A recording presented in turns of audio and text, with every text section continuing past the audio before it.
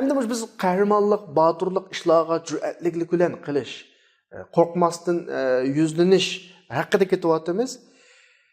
Buningki birinchi qadam va bu intayin muhim nuqta, ya'ni o'ziga nisbatan bir odam botir bo'lish, jur'atli bo'lish, o'ziga nisbatan boshqalarni botirlikka chaqirishdan ilgari o'zi qahramon bo'lish kerak.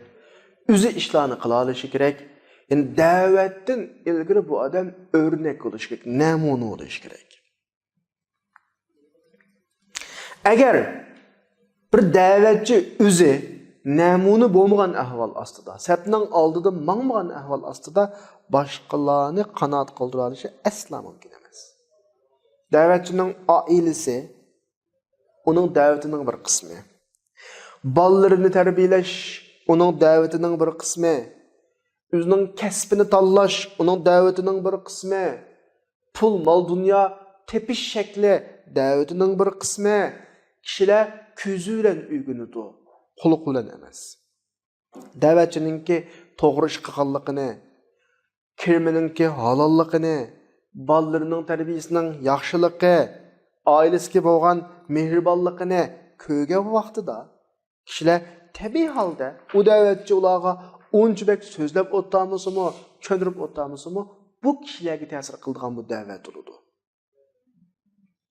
Ya'ni haqiqiy rostchil, samimiy da'vatchilar bu shaklda bo'ladi, bu shaklda. Agar kishi botirlik, qahramonlik, qo'rqmaslikni dushmanga oladigan bo'lib qolsa, masalan, o'ziga nisbatan, oilasiga nisbatan butun islom ta'limotlarini uyg'unlash, o'zining hayotiga tatbiqlash ishlarida o'zi besim ishlatadigan, o'zi bunda yuraklilik bilan muomala qiladigan bir holatda emas, faqat dushman bilan o'zinishdagi ish deb qarab qolsa, balkim inson hayotida dushman bilan uchrashmay o'tadigan bir holatlar vaqtda nada qoladi u qahramonlik, nada qoladi u botirlik, nada qoladi u qo'rqmaslik. Inson avval o'zi bilan jihad qilish. O'zi bilan jihad qilish degani o'zini o'zi boshqara oladigan, o'zini o'zi qirg'izvashlikni qildira oladigan bir holatga kelish kerak. Mana bu umumiy qo'rqmaslik, botirlik, qahramonlik ifodasininki boshlang'ich shakli.